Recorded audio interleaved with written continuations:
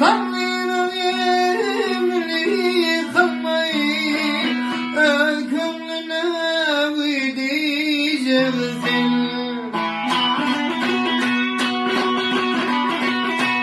Ay Tanrı'nın emri kalmayı ökümlüne gideceksin.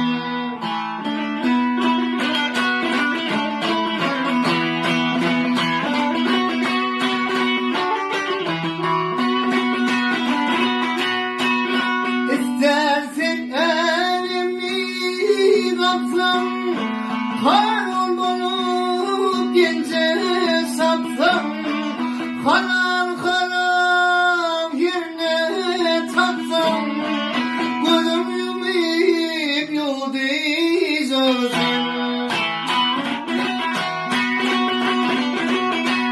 Ay kanar kanar yerine taksam, gözüm yumuyup yoldayacaksın.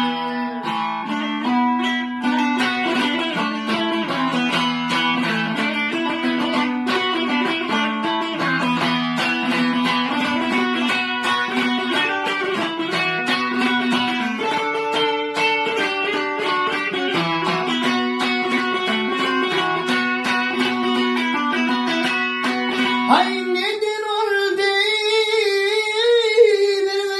bari, unuttum bir verdi yani.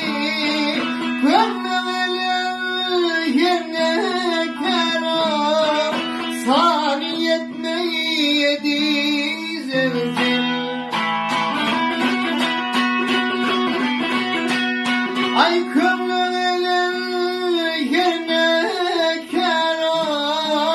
saniyet neydi zevzin.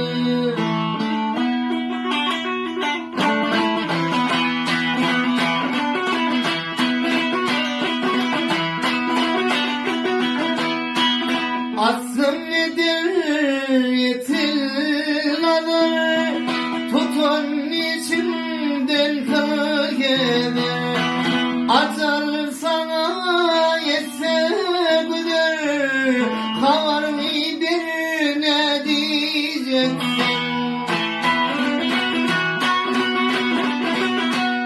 Hay